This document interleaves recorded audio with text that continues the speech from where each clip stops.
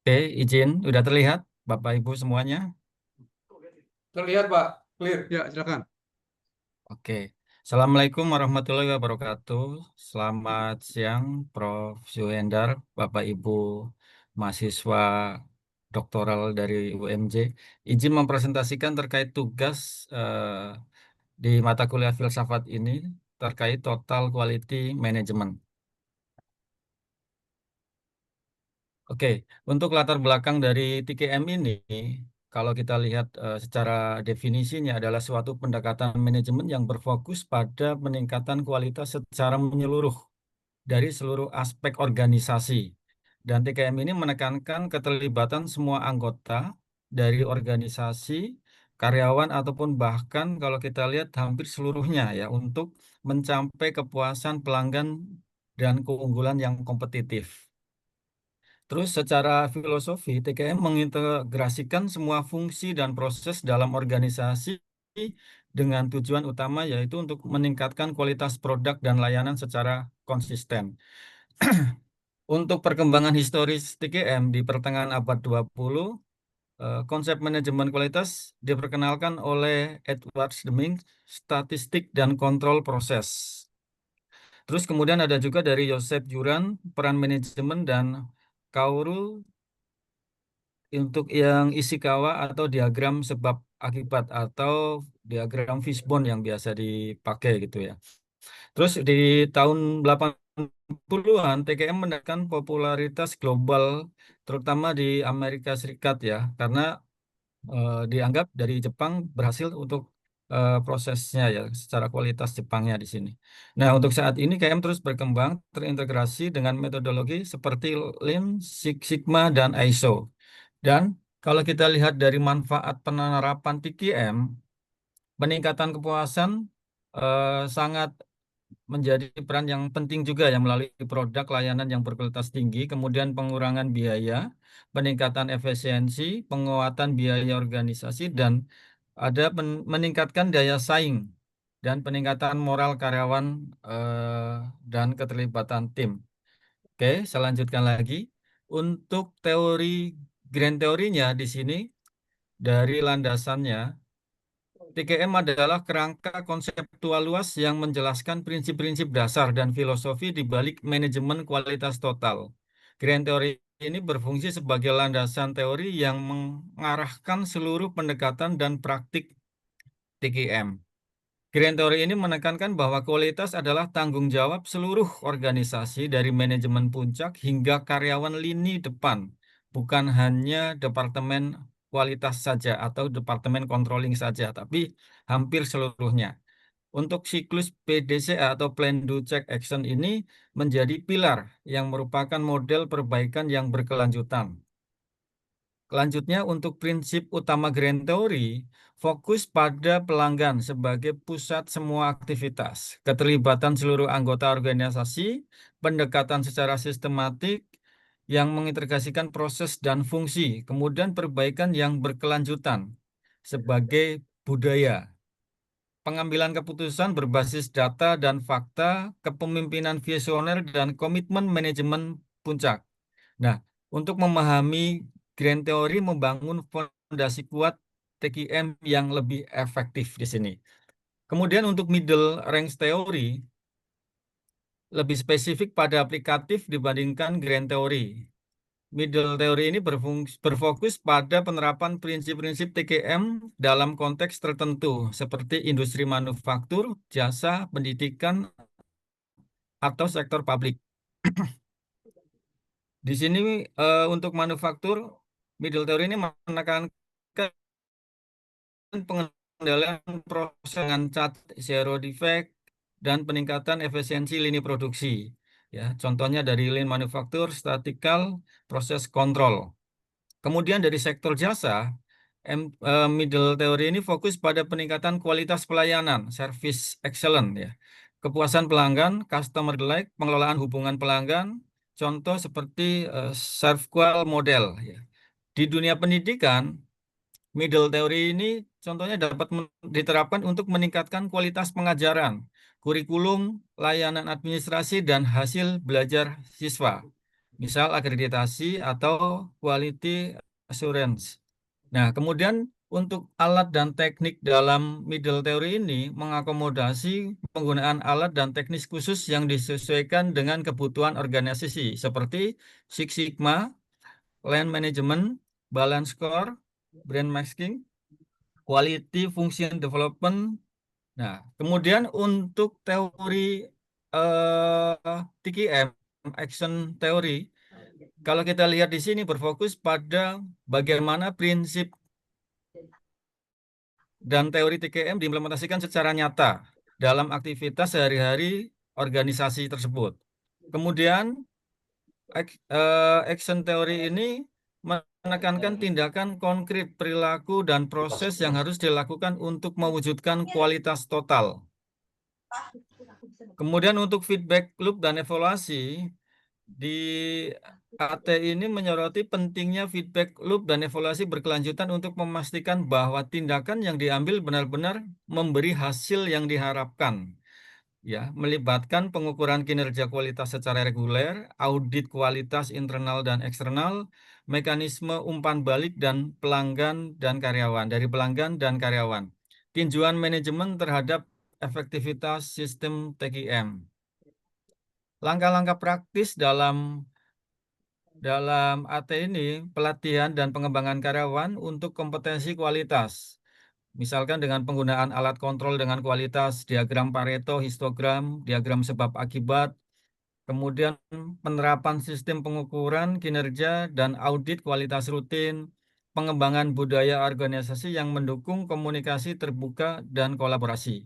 Kemudian penanganan masalah kualitas secara cepat melalui tim perbaikan atau tim QC, quality circle-nya di sini. Kemudian pemberdayaan karyawan untuk mengidentifikasi penyelesaian masalah kualitas.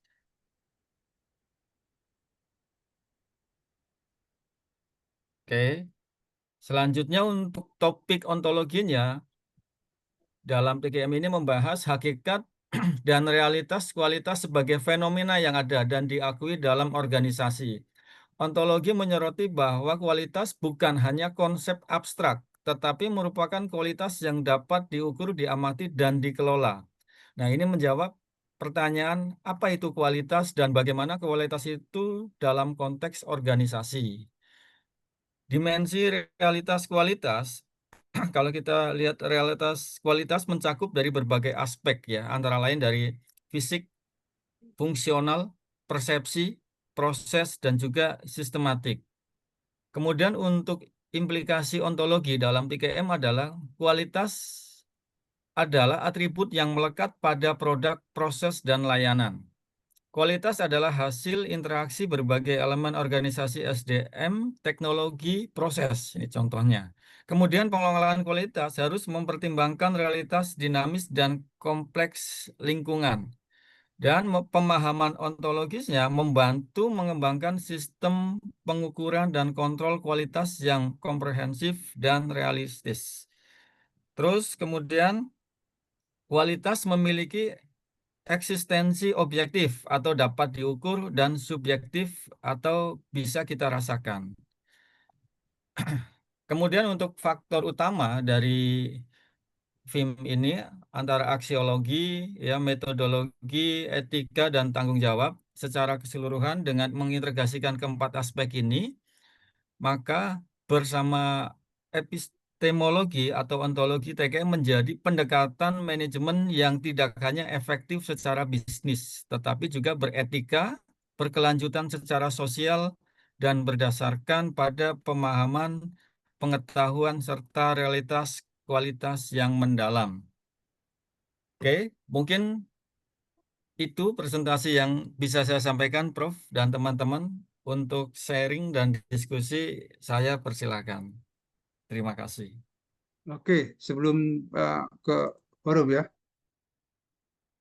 Baik, tadi Anda bicara tentang TKM ya, Ya, Prof. TKM. Siapa teori teori TKM itu? Lebih ke siapa? yang menemukan Teori teori untuk TKM tadi kalau dari penjelasan ini ada beberapa sumber teori ya, Prof. Misalkan dari Edward Deming tentang statistik dan kontrol proses. Kemudian Joseph Juran dan Kaoru Ishikawa atau yang ya, sering ah, nanti anda bisa bisa lihat ada paling nggak ada 7 ya. oh ya, Prof. Coba lihat di mata kuliah manajemen operasi ya, operasi manajemen ya. Nanti anda lihat di sana itu ada 5 apa 7 ya. Koristikawa itu yang sirip tulang ikan itu ya terakhir. Iya, Ya, diagram jadi fishbone nyebutnya. ya saya kira menarik itu. Jadi pertanyaan saya adalah bahwa apa sih hakikatnya TKM itu? Apa itu hakikat dalam konteks apa bahasa Latinnya? Masuk ke mana itu? Epistemologi atau ontologi? Kalau menurut saya dari hakikat TKM ini secara Enggak, dia masuk epistemologi apa masuk ontologi itu hakikat itu? ontologi, Oke, Prof. apa itu hakikatnya apa? Kalau secara ontologinya yaitu yaitu kualitas secara keseluruhan antara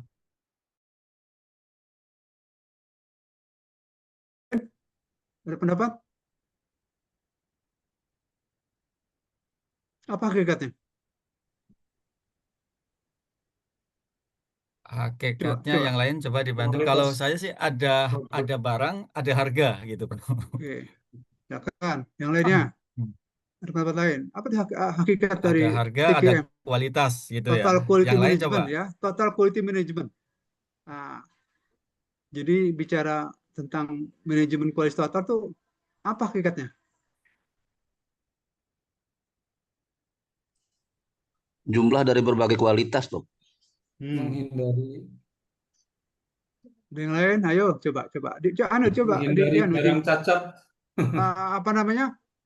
Di, konsen ya. Bicara apanya nih dalam konteks ini? Bicara Kalau ngomong masalah biaya, tadi menekan biaya produksi dengan Itu anu ya itu upayanya ya salah satu konsep upaya kualitas. upayanya, Oh, itu di konsep. anu tata kelola. di- itu di Kualitas tata kelola.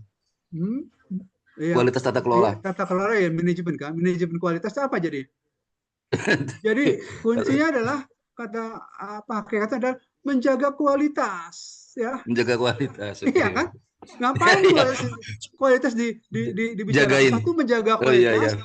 dua meningkatkan kualitas Ya, supaya bisa bertahan dan meningkat.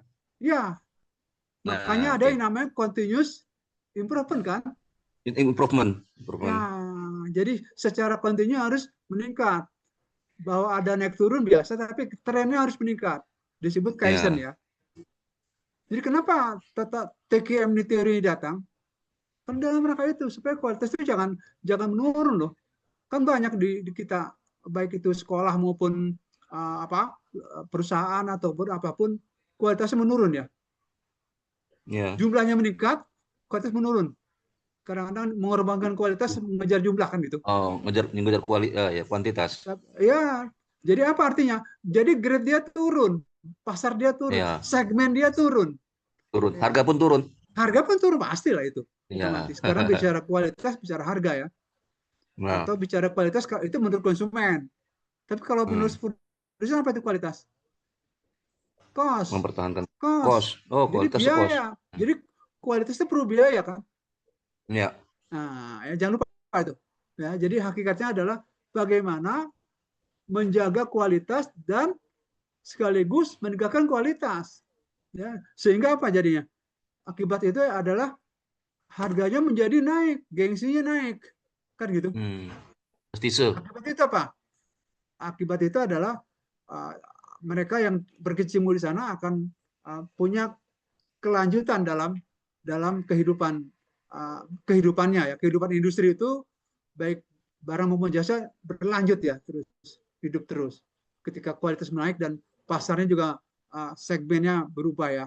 gitu, menjadi lebih baik. Contoh case di Indonesia apa? Barang atau jasa? Contoh. Coba. Ya kalau misalnya kayak produk sepatu ya. Produk sepatu kayak Mas Adi Mas pengalaman ya. Hmm? Eh, ya dia akan apa mengejar kuantitas pada saat menjelang hari raya dan digenjot dengan lembur segala macam. Saya yakin kualitasnya sedikit agak kurang terkontrol kayaknya kalau seperti itu modelnya. Sekarang yang paling gampang di kuliner aja. Kuliner ya makanan ya. Kuliner. Yang paling bawah itu ini katakanlah uh, warteg ya. Warteg. Nah, warteg ya. Itu kan Ya, dia ngejar warsun. apa? Dia ngejar kuantitas. Kuantitas betul. Ya kan? Yang penting Ya, kan harganya juga rendah gitu ya. murah. Ya, Murah. rendah. Yang penting bisa kenyang gitu kan. Ya. Nah, oke, mungkin warteg juga ada beberapa lapisan. Anggap saja satu kelompok. Dari kedua masuk ke restoran yang biasa. Apa itu? Restoran Padang, Itu restoran segmen Padang. menengah. Dia meningkatkan Menengah. kualitasnya. Ya. Ya, sedikit tingkatkan, harganya lebih Ya. meningkat. Kalau warteg itu serba 10.000 misalnya, ya kira-kira. Kalau restoran menengah itu serba 25.000 misalnya, 25.000, ya kan? 20.000 ya. Nah, Ya. restoran menengah lah, Padang atau apapun ya, di Padang situ ya. segmennya. Jadi kualitas meningkat dan segmennya meningkat, ya segmen meningkat. Ya, yang tadi yang kelas warteg nggak bisa lagi beli ke situ, ya. Kalau dia beli ke situ besok nggak makan dia, ya. Ya. Nah, yang ketiga apa? Yang restoran kelas atas, yang harganya sudah di atas 75.000 ya, satu orang itu ke atas itu. Terus satu lagi ada yang kelas elit ya, itu yang harganya sudah ratusan ribu ya. Nah itu nggak mungkin yang bawah masuk. Jadi semua ada segmen. Nah itu apa? Walaupun makannya sama misalnya, bicara apa? Makanan yang sama aja, bicara apa coba? Bicara kebab aja. Apa namanya? Apa namanya? Kebuli. Boleh. Kebuli itu saya kalau jalan keluar rumah ini kira-kira Ya. 100 meter ada kebuli yang Ada kebuli. 15.000. Wah, 15.000 ayamnya gede tuh, ayam bakar. Ya. Dan dia, nah, saya coba penasaran makan, lumayan. Enak, lumayan. Nah, kemarin saya jalan-jalan juga masuk ada kebuli Abuya namanya, pernah dengar kan? Abuya kebuli. Nah, itu juga sekitar 20-25.000 tuh. Enak juga, ya. Termasuk kebuli Yaman, ya. Yaman, Dan Yordan. masuk juga ini apa? Emando, ya Emando sekitar itu 30.000-an ya. Nah dari situ masuk ke bully yang tingkatannya Halid Basalamah itu yang di mana yang di Pasar Minggu ya, yang di Pasar Minggu, Al Jazeera dan sebagainya lah. Itu ya, seorang itu saya kemarin coba juga di Hanah ya, di Cilengsi ada Hanah itu ya, ke bully juga. Itu satu orang sudah di atas 150.000. Ya, beda itu. Rasanya ya hampir nggak jauh beda lah, mirip-mirip ya, ada next tingkat lah. Cuma bedanya mungkin tempatnya, ya, pelayanannya, higienisnya, lingkungannya, ya, gitu. Jadi itu akan terus meningkat terus, mungkin dibagi lagi segmennya. Jadi apa artinya bahwa sebenarnya TKM itu ada, ya, teori ini muncul, di mana salah satunya adalah si siapa? Deming tadi. Apa teori Deming ini? Anunya apa? Kuncinya apa teori Deming? Oh, kemarin apa tuh Deming? Lupa. Apa? Budi? Tadi bicara Deming. Dalam rangka menjaga kualitas. Apa teorinya? Ada yang tahu? Empat apa? Ya, empat. Apa itu? Empat ya. Itu apa? Do ya. Action apa tuh? Saya lupa. Do action. Plan. Ya. Do apa kemarin tuh? PDCA tadi. PDCA, plan do check action. Ya, plan do check. Nah, itu disebut apa? Teori itu disebut apa? Sering kenalnya. Apanya Deming? Roda muter. Deming wheel. Nah, roda muter. Deming ya. Deming wheel, jangan lupa itu. Ya, Ya nggak lupa. Anda pasti akan banyak berkecimpung itu dengan teori itu Ya. nanti dalam banyak hal ya. Karena itu paling populer ya, sering dipakai di berbagai ini ya, di berbagai kalangan, baik itu di uh, uh, sosial, di pendidikan sebagainya ya. Kualitas itu menjadi suatu yang sangat populer ya nanti. Jadi Deming wheel jangan lupa ya, plan do check action, terus muter terus ya. Terus. Nah ini apa namanya, itu teori ya Deming tadi ya, plan do. Tapi hakikatnya apa? Kemudian apa sih tujuannya? Nah gitu kan? Apa sih tujuannya? Menjaga kualitas. Kualitas dijaga supaya kualitas dijaga berarti yang pertama menjaga pelanggan, buntutnya Ya. adalah menjaga usaha itu berjalan terus kan gitu. Iya, usaha berjalan terus. Ya kan? Kalau nggak mati dia. Ya. Hmm. Nah, sekarang apa yang paling bersaing juga dalam konteks itu dan paling kuat dalam konteks kualitas? Selain di makanan, di bidang apa? Pendidikan bisa, Prof. Anda lihat Pendidikan kesehatan. juga. Pendidikan Ya, juga pendidikan, sama, Pak. ya, tapi terlalu variasi. Coba Anda lihat Oh, kesehatan. Jasa, Pak. Oke, kesehatan ya. Ya. Ya, Karena ya. kesehatan lebih strict dia. Strict, betul. Strict dia. Ya, jadi betul-betul yang namanya SOP itu dipakai di sana. Tapi beberapa waktu yang lalu banyak rumah sakit yang belum punya SOP. Jadi bicara kualitas itu salah satunya ada SOP-nya nggak? Apa SOP itu? Apa SOP? Prosedur. Standar operasional prosedur, Ya, Prof. jadi kalau bekerjanya sesuatu itu apapun, di bagian apapun, setiap bagian punya SOP. Jadi punya prosedurnya. Kayak gini loh, mulai dari mana, mesti ngapain, menyiapkan apa, siapa saja, bagaimana bekerjanya, sampai akhirnya kayak apa.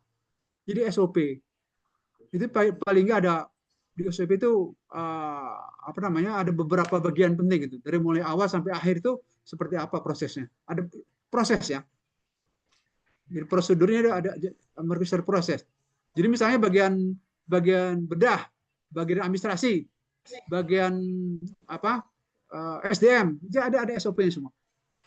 Bagaimana dalam menghasilkan kualitas yang baik dan juga meningkat, kan gitu.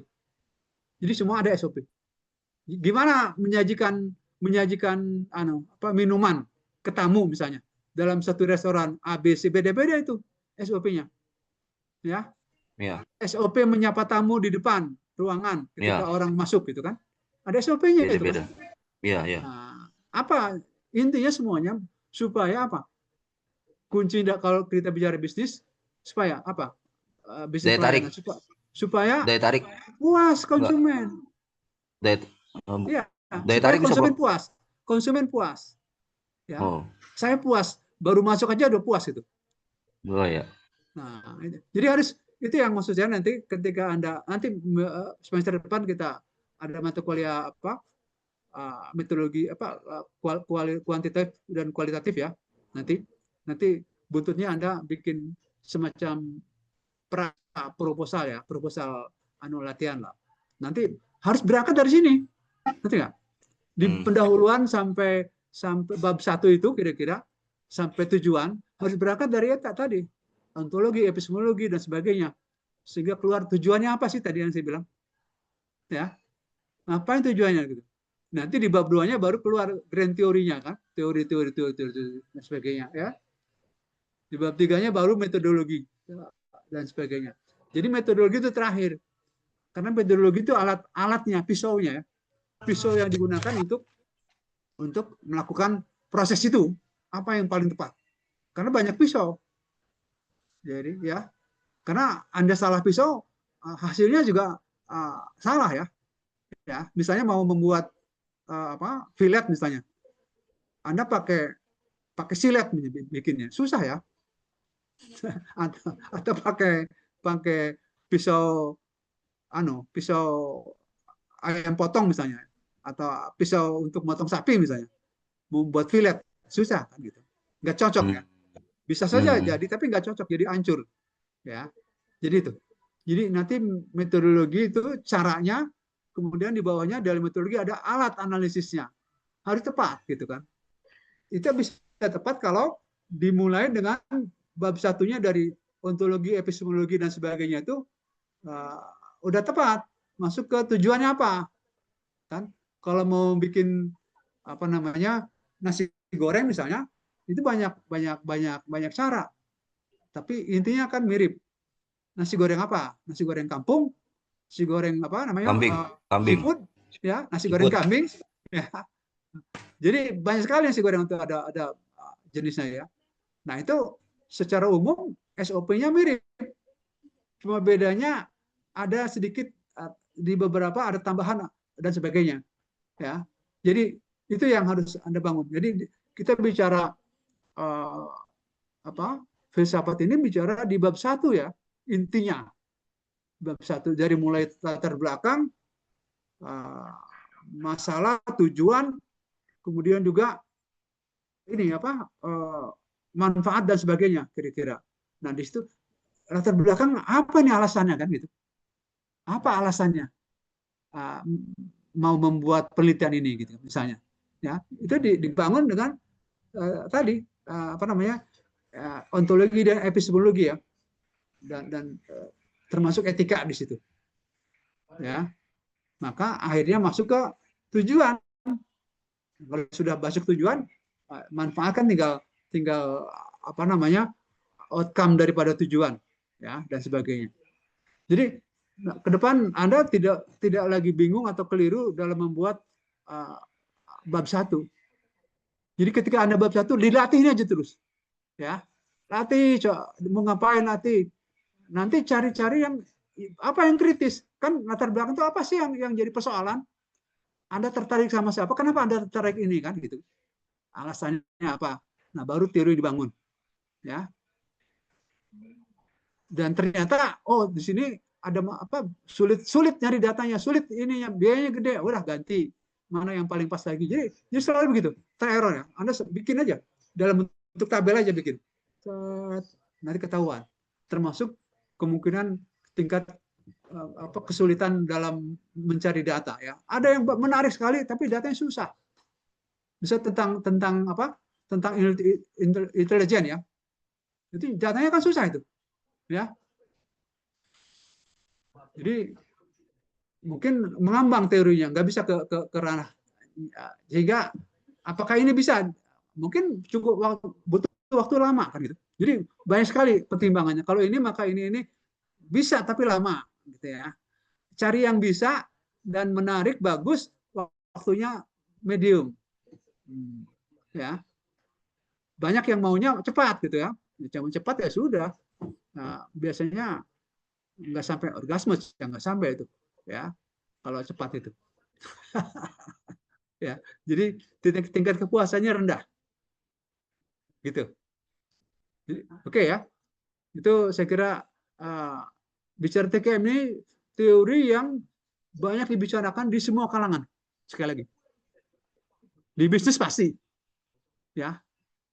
Di bisnis pasti, di organisasi apapun, termasuk organisasi profit dan non profit itu ya. Di dalam government ya apalagi ya. Di dalam kehidupan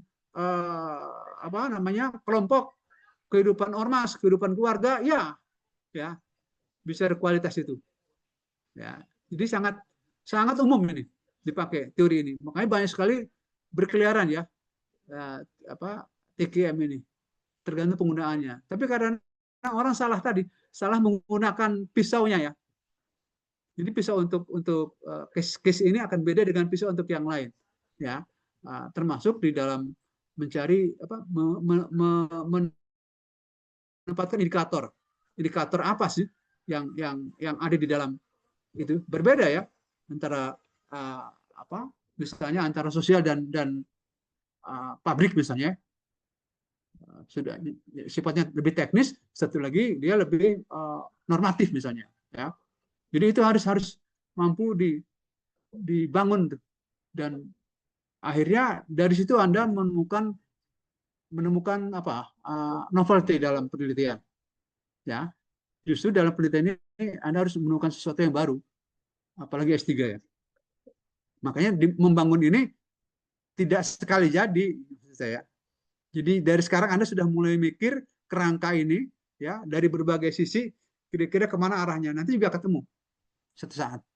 Mendingan Anda bangun terus, nanti baru ketemu, ada beberapa nanti diseleksi lagi terus akhirnya ketemu. Tidak sekali jadi. Tapi kalau Anda mikirnya nanti di akhir ketika mau selesai baru mikir ini, biasanya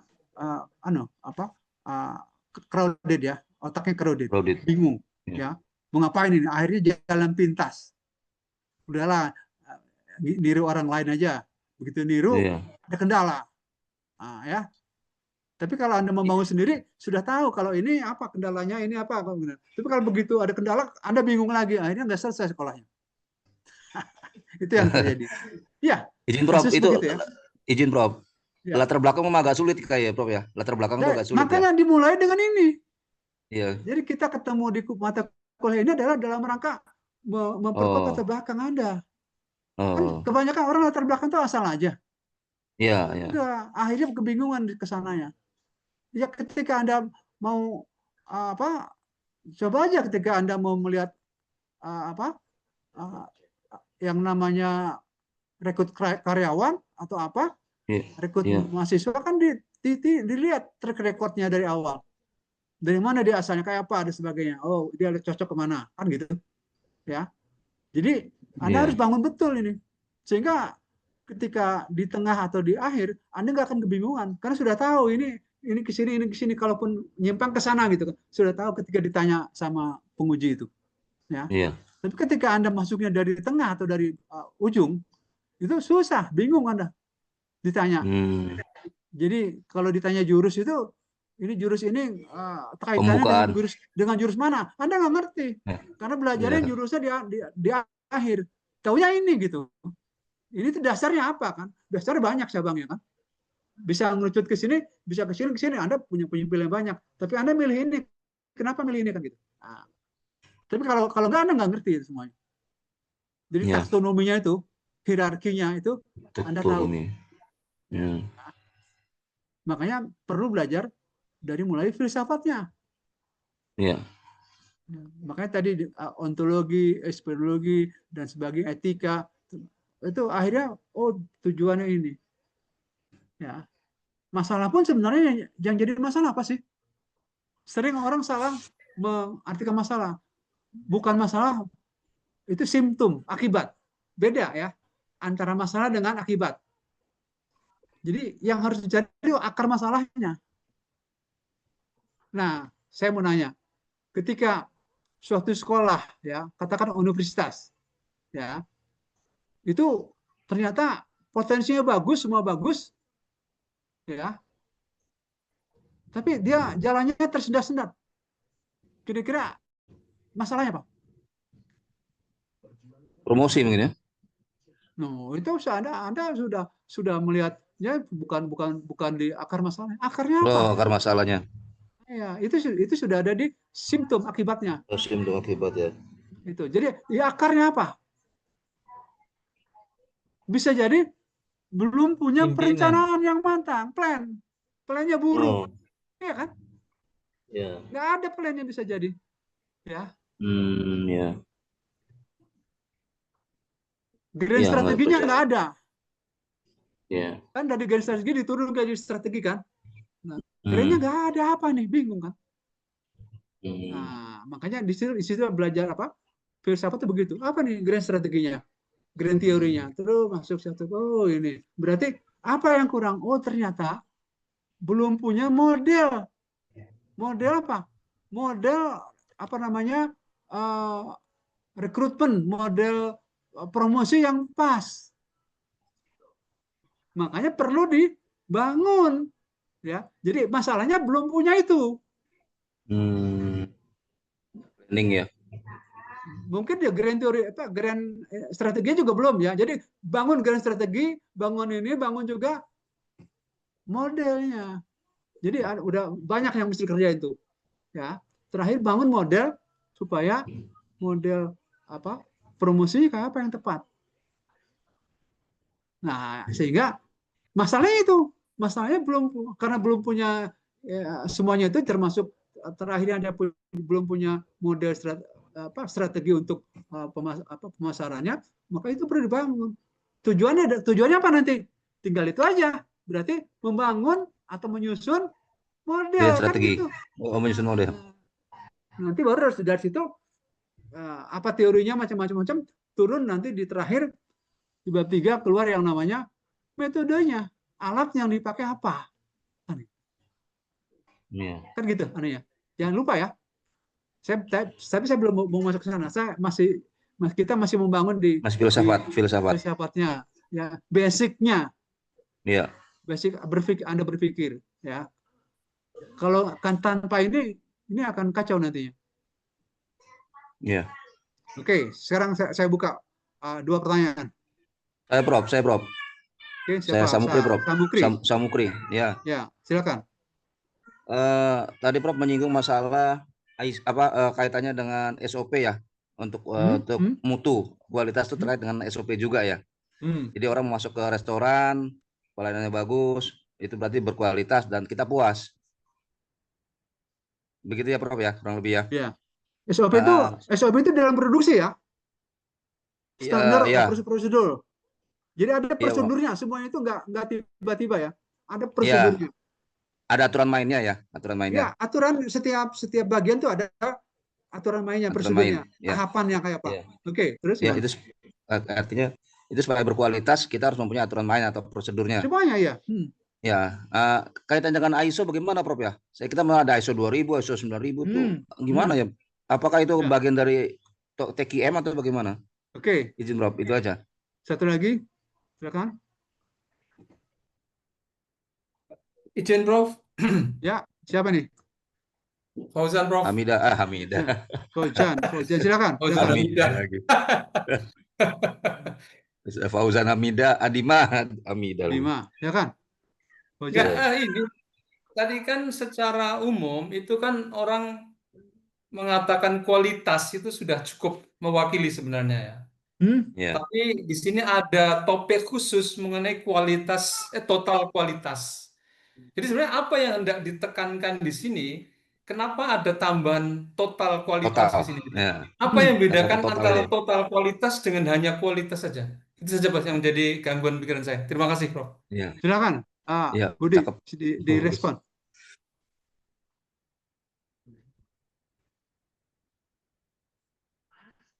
Lagi jadi bocoran dulu nih Budi. Nggak apa-apa, santai aja. Coba pakai logika ya. Izin menanggapi. Kalau Anda menjawab apapun, catat intinya, gunakan pola pikir logika. Oke. Saya menjawab pertanyaan dari Pak Samukri dulu ya, Pak Samukri. Ya. Oke. Tadi pertanyaannya yaitu terkait dengan ISO. Kalau kita lihat ISO, memang itu ada berbagai macam jenis ISO atau standarisasi ya. Kalau kita lihat ISO itu organisasi, memang bagian dari TQM. Jika kita kasih contoh saja, kita ingin melihat suatu perusahaan itu bagus atau tidaknya, dia sudah berlabeling terkait ISO tertentu atau tidak. Misal, ada ISO 9001 terkait dengan sistem manajemen mutu yang paling banyak digunakan ya. Misalkan ada lagi 14001 terkait sistem manajemen lingkungan. Nah, jika kita melihat suatu perusahaan yang sudah memiliki labeling ISO ini, maka dia bisa bersaing untuk masuk ke kawasan tertentu atau wilayah tertentu. Ya, memang pertanyaannya tadi, ISO ini adalah bagian dari TQM ini yang memberikan standarisasi terkait kualitas ataupun ketentuan-ketentuan dari suatu perusahaan itu. Gitu, Pak. Gimana, Pak Samukri? Ya.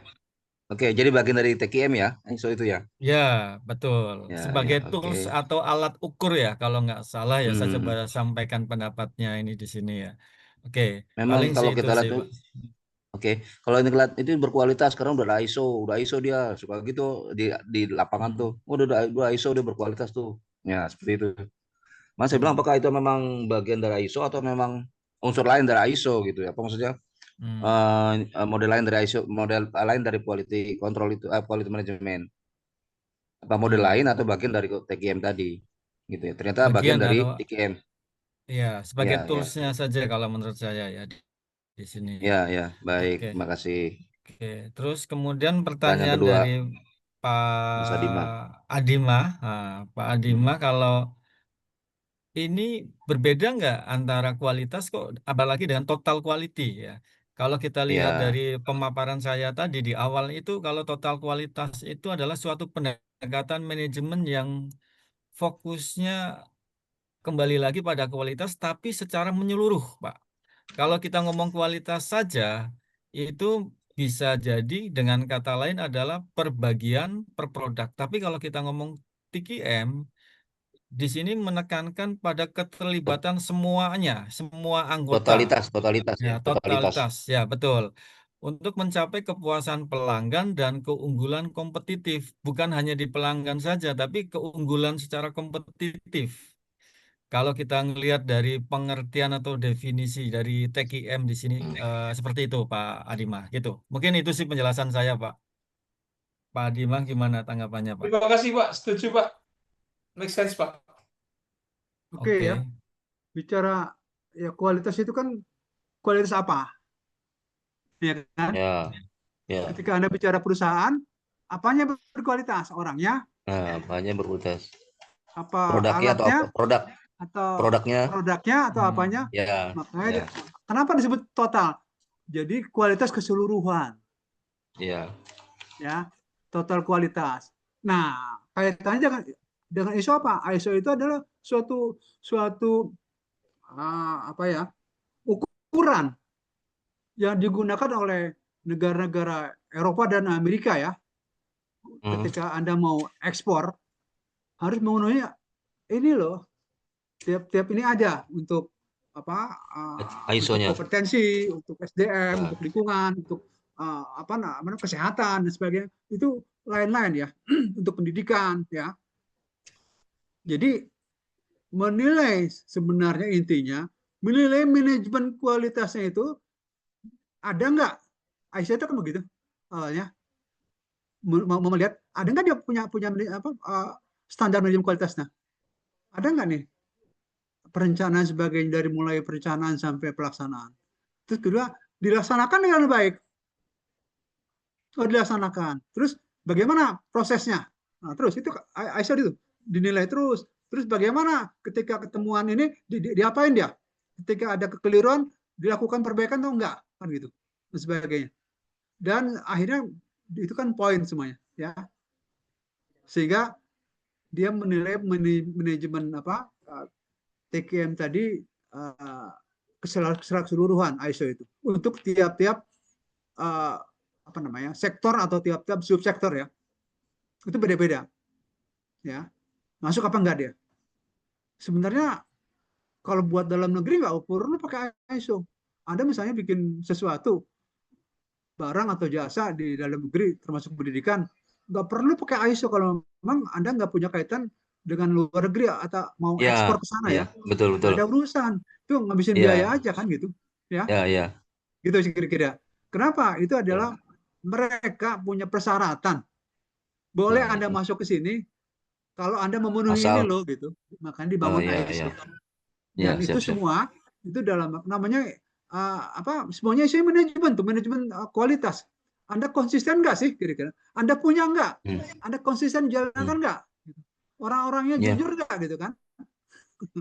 Kira-kira betul. gitu ya. ISO Karena memang ke untuk sana. perusahaan izin orientasinya untuk yang ekspor.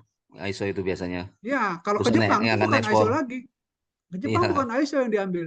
Apa? ya. Jepang tuh Lalu, HACCP, ACC. Hazard ya. Ya, jadi kekeliruan. Jadi HACCP ya. Nanti Anda lihat situ. CCTV. Ya, Ya. ya. Jadi itu Jepang. Kalau Eropa sama Amerika tuh ISO. Kalau nggak ada Memang ada urusan auditnya ya, Prof ya? Ada ya, auditnya, Prof ya? ya itu Ada auditnya. dalam rangka audit itu sebenarnya. ISO Audit itu ISO, audit iya, itu. iya. Iya, iya. ISO atau HACCP mau audit, bener nggak nih? Gitu kan? Gitu. Audit ISO, ya betul.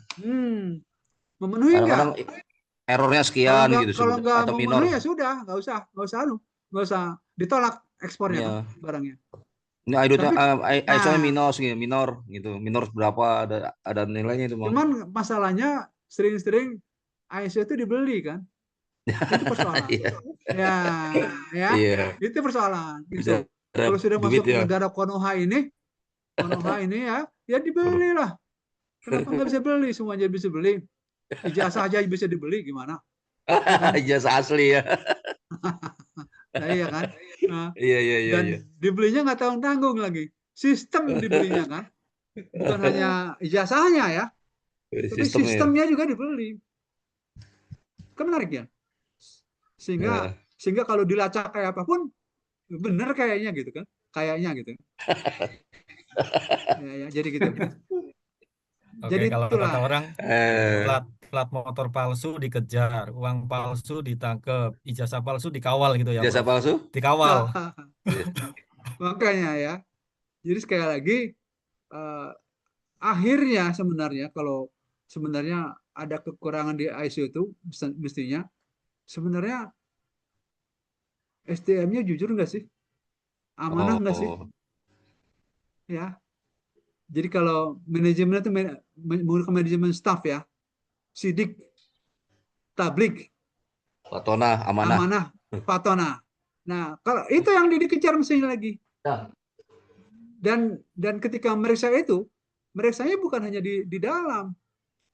Dia ketika meriksa ISO juga harus di siapa pelanggan dia, kan gitu. Siapa karyawan dia. Jadi inputnya dari mana? Prosesnya kayak apa? Jadi dilihat dari input, proses, dan output. Kemudian impornya. Ya. Jadi dilihat juga stakeholdernya. Dilihat semua. Dilihat dari semua sisi. Tidak hanya dilihat dari manajemen aja. Ya. Di dalam itu. Wah, ini laporannya begini, udah selesai. Enggak. Dilihat dari sana. Kira-kira sesuai nggak apa yang direncanakan? Misalnya mesin yang dipakai, cara yang dipakai dengan yang direncanakan. Bisa berbeda kan? Misalnya mesinnya pakai mesin potong atau mesin giling model hammer mill misalnya. Ternyata di sana nggak pakai hammer, tapi pakai mesin giling yang digerus misalnya. Itu tidak sesuai dengan rencana kan? Berarti buruk itu ISO-nya. Kenapa terjadi? Nah, pasti nggak bisa jawab. Kenapa nggak dirubah planningnya? Ya, planning dibiarin gitu. Kalau namanya do-nya dilakukan. Mestinya begitu ada di planning kekurangan langsung dirubah. Ya, action tadi plan, do, check, action. Action itu berubah dari baik itu planning maupun do-nya. Ya, makanya sesuai dengan TKM itu kan. Ya, jadi sebenarnya ISO itu ya melihat TKM-nya jalan nggak, sesuai nggak dengan semuanya. Jadi yang direncanakan sama nggak dengan yang dilaksanakan. Ya, jangan-jangan nanam padi hasilnya jagung gitu kan. Ya kan gitu. Ya, Indonesia kan gitu. Ya, pangan kemarin padi yang mau digenjot tapi jagung. Panennya. Ya. Jadi itu sekali lagi, inilah cikal bakal ISO itu adalah dari TKM. Cikal bakalnya keluarnya model ISO itu dari turunan dari TKM. Turunan dari TKM. Secara praktisis itu dibuat ISO tadi. Itu dari sana anunya apa? Mbahnya ya, dari TKM. Dan jangan lupa teorinya gurunya ya, itu ada banyak ya. Paling tidak ada 6 apa 7 gitu ya. Salah satunya orang Jepang tadi. Ya, Ishikawa tadi ya. Itu modelnya si Deming ya. Karena kenapa Jepang itu hebat berkembang? Nah, ini juga karena banyak orang-orang guru-guru manajemen kualitas, guru-guru tentang manajemen operasi dulu pindah dari barat, baik Amerika maupun Eropa, ke Jepang. Setelah Perang Dunia Kedua itu mereka pindah ke sana, mereka membangun Jepang. Karena begitu percaya dengan Jepang kan. Ya, dengan kehebatan orang-orang Jepang itu. Akhirnya berkembang Jepang. Ya, kenapa Jepang berkembang duluan di dunia, bisa menjadi walaupun tidak menyaingi tapi bisa memberikan partner buat Amerika kan, buat Eropa gitu kan. Nah, barang Jepang itu oke gitu kan. Ya, sampai pabrik mobil Toyota juga di Amerika sudah ada di hampir di Amerika. negara ya, negara bagian ada 5, minimal ada 5 tuh. Jadi begitu percaya mereka pada Toyota. Kenapa? Karena tadi dia betul-betul Menjaga mutu, menjaga menjaga mutu, kualitas, ya, kualitas ya, menjaga kualitas. menjaga Dan kualitas. dan bukannya itu orangnya juga relatif amanah, Islami ya orangnya daripada orang-orang Islam yang Islam. ada di Indonesia ya. Islami dia. Ya. Iya. Oke, saya kira Dan itu ya. konsisten sama prinsip dia. Nah, itu kalau bicara konsisten itu sudah ada salah satu persyaratan di TKM kan? Di TKM, mana? ya. Di ISO itu diturunkan. ISO ada, ya, ada. Konsisten enggak? Nah, ya. Ada yang kurang aja ISO itu tentang menggali tentang kejujuran dan keamanahan daripada orangnya. Itu yang masih belum. Kalau terkait dengan itu, saya kira akan Terus belajar al-Islam dia, Bro. Belajar al-Islam Nah, Muhammadiyahan. jadi Anda ketika mengembangkan itu masukkan itu. Saya udah Teori masukin, itu, saya ya. udah masukkan tuh itu, Bro. Masukkan itu Sudah. indikatornya ya. Jadi Udah masuk. Jadi apa namanya? Moderasi, TKM moderasi. yang plus ya. Gabungan teori dari mana? Deming plus teori dari Deming. mana? Ahli manajemen Islam misalnya ya. Ya. Atau apa digabungkan dengan manajemen nubuah misalnya. Ya. Ya. Sekali itu menarik ya. Dan itu akan menjadi kabar baik dan akan karena jarang ya, akan banyak dirujuk orang. Oke, saya kira cukup ya Budi. Ya, cukup. Silakan ditutup. Ya, terima kasih semuanya untuk presentasinya. Saya sudahi. Maaf Pak Fadli, nanti mungkin pertanyaannya dilanjut. Oke. Ya, silakan lanjut. Selanjutnya Pak Adima yang akan presentasi. Waktu dipersilakan Pak Adima. Terima kasih. Oke, terima kasih.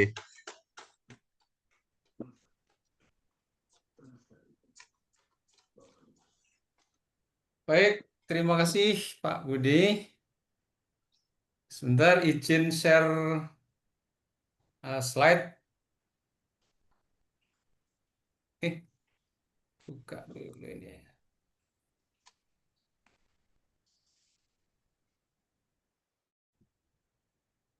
Share.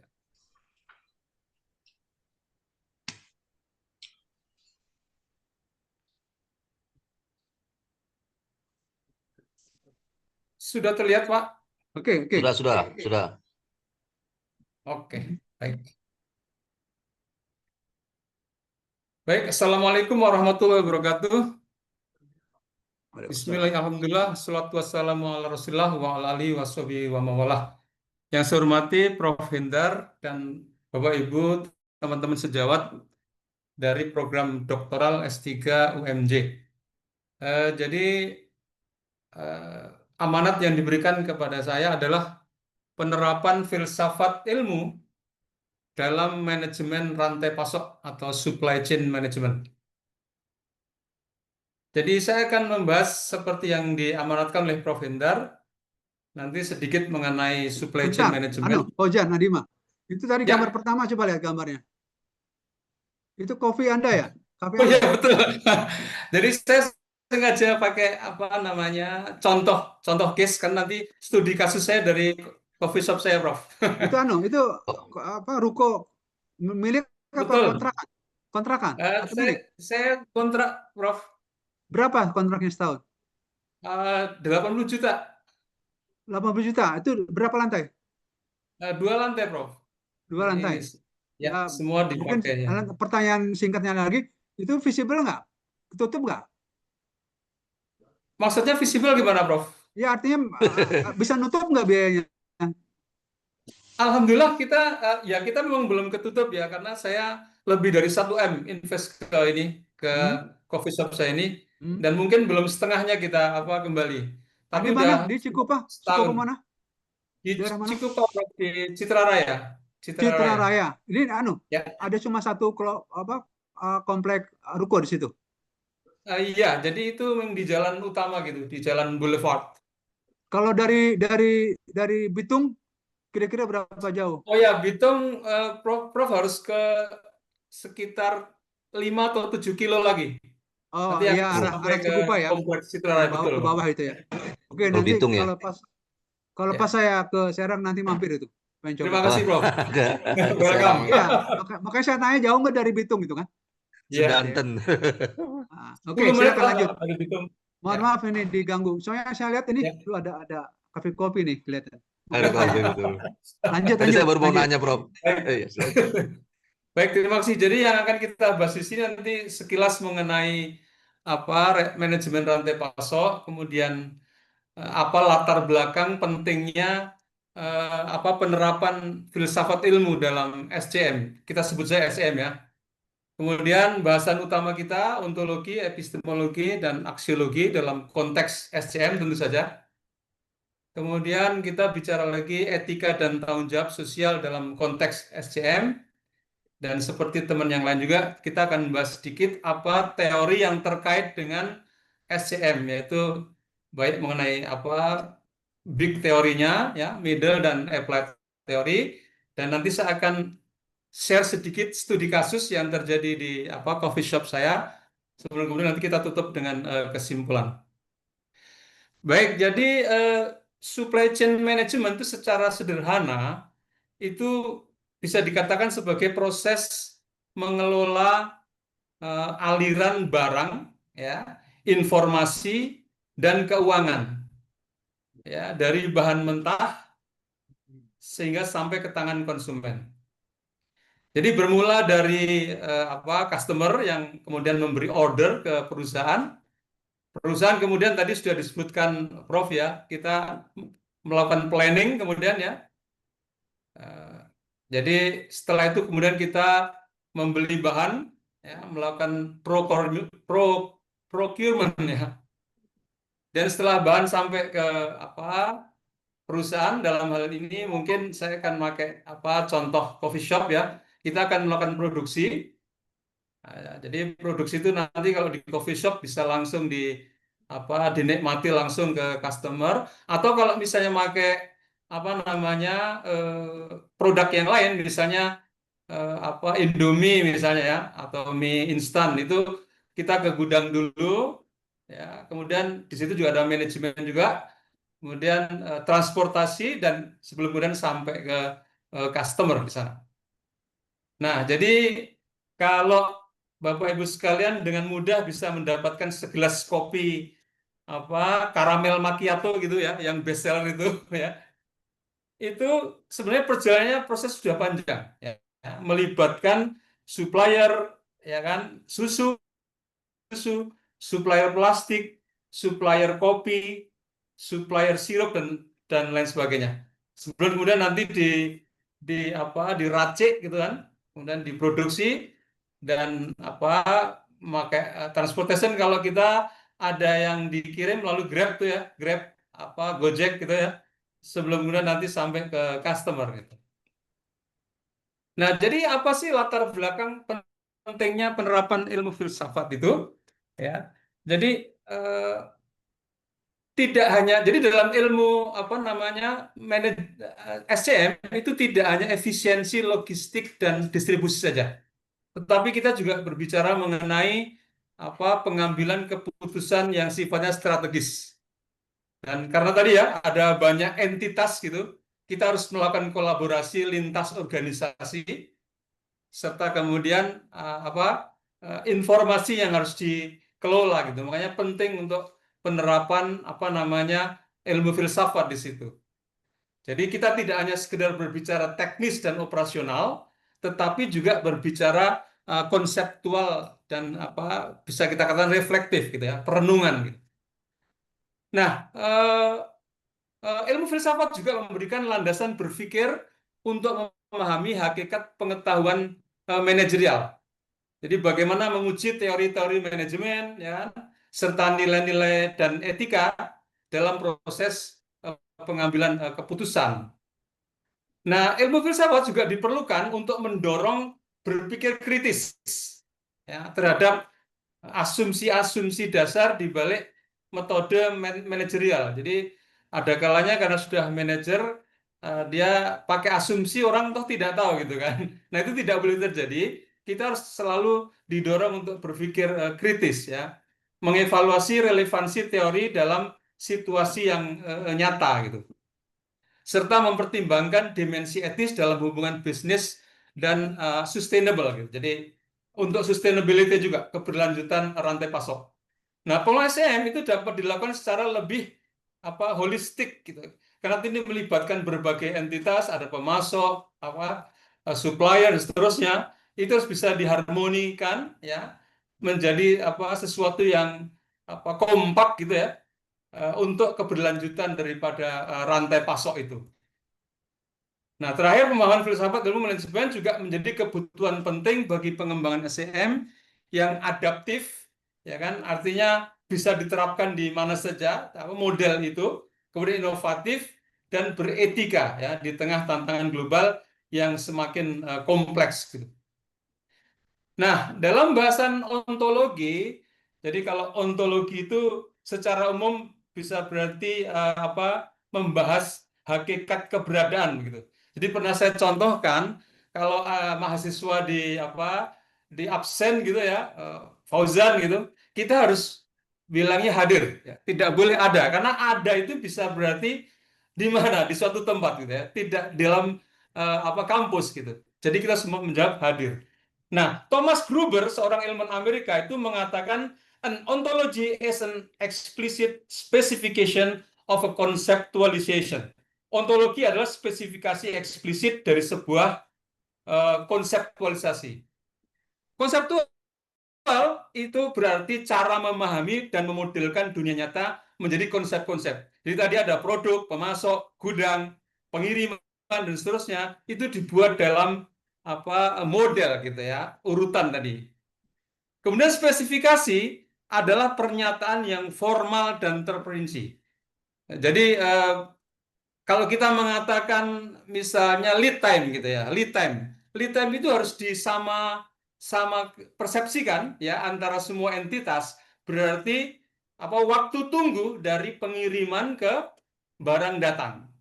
Karena kan lead time ada banyak, ada lead time produksi dan seterusnya kan. Lead time yang dimaksud dalam SCM adalah lead time antara barang dikirim sampai barang datang. Nah, eksplisit berarti jelas, tidak ambigu. Ya, jadi apapun yang disebutkan dalam SCM harus jelas, tidak ambigu. Ya. Nah, ini tujuannya adalah untuk interoperabilitas sistem. Jadi beda sistem seperti ERP ya kan, enterprise resource planning, WMS, CR, dan seterusnya itu berbicara dalam bahasa yang sama. Jadi berbeda entitas itu bisa nyambung. Gitu. Ya. Terus kemudian integrasi data itu menyatukan informasi dari berbagai sumber dalam format yang konsisten. Pengambilan keputusan berbasis pengetahuan memungkinkan analisis cerdas seperti reasoning otomatis. Jadi kalau kita ada komunikasi ya antar entitas, kemudian ada sesuatu yang ada masalah begitu, anomali gitu, itu otomatis akan dijawab dengan sistem, dengan mesin misalnya. Itu bagian dari ontologi, bahasa ontologi. Nah, yang berikutnya adalah standarisasi terminologi. Tadi sudah saya sampaikan, harus menghindari ambiguitas istilah gitu ya. Seperti misalnya lead time, safety stock, dan sebagainya. Kemudian fleksibilitas dan skalabilitas itu ontologi ada mendorong memungkinkan untuk mudah diadaptasi ya, adaptasi untuk perubahan proses bisnis atau ekspansi rantai pasok ini juga merupakan bahasan dari ontologi. Kemudian secara epistemologi ya, jadi epistemologi itu kalau secara umum itu berarti membahas tentang pengetahuan ya kan. Epistem itu pengetahuan dan logos itu artinya ilmu atau kajian. Jadi kajian tentang pengetahuan. Tapi dalam dalam konteks SCM itu merujuk pada cara pengetahuan dalam rantai pasok diperoleh. Jadi bagaimana pengetahuan itu diperoleh dalam rantai pasok, divalidasi dan kemudian digunakan untuk pengambilan keputusan. Nah, dari mana sih sumber pengetahuan dalam manajemen rantai pasok itu? Yang pertama adalah dari data operasional. Jadi bisa dari inventaris, bisa dari permintaan pasar, bisa dari kapasitas produksi dan lain-lain. Yang kedua informasi eksternal. Jadi tren pasarnya seperti apa ya kan? geopolitiknya yang sedang berkembang di negara itu seperti apa, itu menjadi bahasan daripada epistemologi dalam SCM. Kemudian praktek empiris dan pengalaman manajerial, ya, sistem informasi seperti tadi sudah kita sebutkan, ERP, ya, SCM software dan data analytics itu sumber dari pengetahuan dalam SCM. Kemudian jenis pengetahuan itu bisa berarti eksplisit, bisa juga tersirat, gitu. Jadi eksplisit itu bisa dikodifikasi, ya. Jadi bisa ditransfer, ya kan, seperti SOP misalnya kan, itu bisa ditransfer kebijakan logistik, laporan permintaan, ya kan, itu bisa dimengerti bersama. Kemudian secara tersirat itu berdasarkan pengalaman, ya, intuisi, penilaian praktis seperti strategi negosiasi dengan pemasok misalnya. Nah, yang ketiga, pengetahuan dalam epistemologi harus bisa divalidasi. Jadi pengetahuan itu diuji melalui model simulasi. Jadi bisa dengan simulasi, bisa dengan KPI, ya kan, Key Performance Indicator. Ya. Kalau kita bekerja di perusahaan itu untuk mengukur kinerja ada KPI. Dan kemudian analisis resiko, ya, seberapa berisiko itu usaha kita itu bisa kemudian divalidasi. Nah, pembelajaran organisasi melalui continuous improvement dan feedback loop. Jadi berdasarkan feedback dari mungkin partner dan seterusnya, itu bisa kemudian diterapkan ke dalam bisnis yang kita tekuni. Kemudian apa sih yang disebut dengan paradigma epistemologis dalam SCM? Itu paradigmanya bisa positivis, ya, bisa interpretivis, dan bisa juga kritis. Jadi dalam SCM itu kita harus jangan mudah menerima gitu informasi gitu ya. Jadi pengetahuan itu akan dianggap sah jika bisa dibuktikan secara empiris, ya, bisa dengan observasi gitu ya, yang objektif gitu, atau eksperimen gitu. Kemudian interpretivis itu bisa berarti menekankan pemahaman subjektif dari aktor-aktor dalam rantai pasok. Jadi ini penting untuk dilakukan, ya kan? Karena berbeda aktor dalam SCM itu berbeda pengalaman dia kan. Jadi bisa berbeda mindset gitu ya, bisa berbeda mindset. Kemudian secara kritis itu tadi menganalisis struktur kekuasaan, ketimpangan atau keberlanjutan dalam sistem rantai pasok. Jadi ini artinya diakui bahwa pengetahuan itu selalu dipengaruhi oleh kekuasaan gitu ya. Jadi tadi sudah disebutkan juga kan yang bisa dibeli dan seterusnya tadi ya. Itu sebenarnya something to do dengan ini ya. Karena selalu dipengaruhi oleh kekuasaan gitu ya. Kemudian pengaruh epistemologi terhadap praktek SCM itu menentukan pendekatan pengambilan keputusan, ya, apakah berbasis data atau berbasis pengalaman. Baik, jadi secara aksiologi ya itu mengacu pada kajian tentang nilai-nilai ya, etika, moral, tujuan yang menjadi dasar dan pedoman dalam setiap aktivitas manajemen rantai pasok. Dalam konteks SCM, aksiologi berperan penting dalam membentuk sistem dan praktik yang berkelanjutan. Jadi sama ya, jadi apa yang kita lakukan dalam SCM itu harus bermanfaat bagi masyarakat gitu ya. Jadi misalnya etika dalam bisnis dan kepatuhan ya, itu harus menampilkan transparansi, kejujuran, keadilan antar pemasok, ya kan. Kalau ada salah satu yang nggak jujur, pasti akan efek domino gitu ya, semuanya akan terbawa gitu. Jadi ya tadi kan korupsi, suap dan seterusnya itu yang negatif-negatif itu. Kemudian dalam keberlanjutan sustainability itu aksiologi mendorong rantai pasok agar ramah lingkungan ya, berkelanjutan, memperhatikan dampak terhadap alam dan masyarakat. Apapun yang kita kerjakan dalam bisnis kita, dalam rangkaian rantai pasok, apakah itu partner kita, semua harus menjalankan hal yang sama kan. Tidak boleh pakai hal yang membahayakan misalnya kan, tidak mempekerjakan pekerja anak ya kan, di bawah umur misalnya kan. Nah, itu akan mempengaruhi semua. Kayak dulu Adidas itu pernah dipermasalahkan oleh NGO ya, karena salah satu pabrik kita di Panarup itu ya dia dikatakan sebagai sweatshop. Jadi pabrik keringat gitu ya. Itu muncul di apa di NGO itu ya, itu sampai ke apa global itu. Kemudian tanggung jawab sosial berlandaskan asli akan memperhatikan kesejahteraan tenaga kerja dan masyarakat sekitar, ya kan? Jadi apa ada CSR ya, masalah ya, CSR ya, itu untuk kemanfaatan sosial dan juga nilai kemanusiaan, ya kan? Menempatkan nilai kemanusiaan dalam proses rantai pasok, memperlakukan mitra secara adil dan setara tanpa diskriminasi. Nah, tadi sudah disebutkan metodologi itu yang terakhir tadi ya.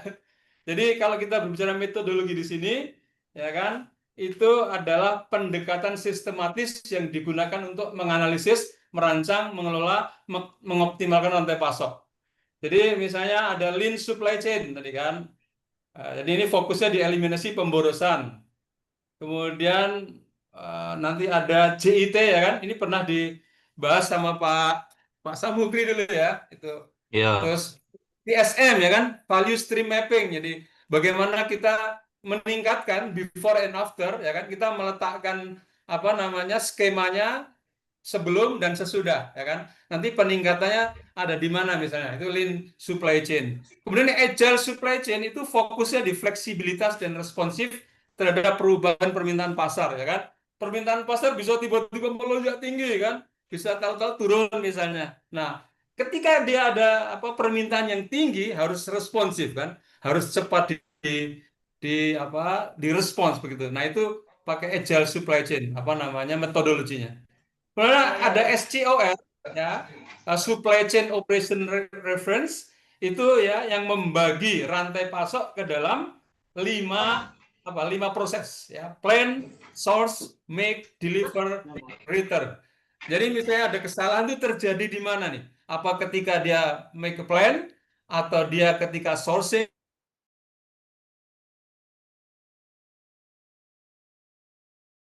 ya kan? Kalau ada permasalahan dan barang itu harus dikembalikan misalnya. Nah, kemudian terakhir Six Sigma dalam SCM itu fungsinya mengurangi variabilitas. Tadi sudah disampaikan tadi ya.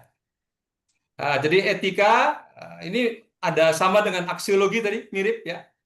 Nah, mungkin ini aja ya, grand theory itu apa ya, bersifat abstrak. Jadi big idea-nya gitu ya, apa gitu. Jadi dalam SCM itu ada beberapa yang mungkin bisa kita angkat seperti misalnya transaction cost economic ya, TCE. Ini diangkat oleh Oliver E. Williamson ya kan. Intinya menjelaskan bagaimana perusahaan membuat keputusan tentang apakah ya kan akan membuat sendiri atau menyerahkan ke pihak lain. Jadi outsourcing. Jadi kalau ada outsourcing itu sebenarnya itu apa applied teori dari transaction cost economic gitu ya, yang outsourcing itu. Kemudian sistem teori organization proses jelas sebagai sistem terbuka yang saling berinteraksi. Jadi ini masih apa big idea kan. Jadi belum spesifik. Jadi abstraksinya masih tinggi gitu.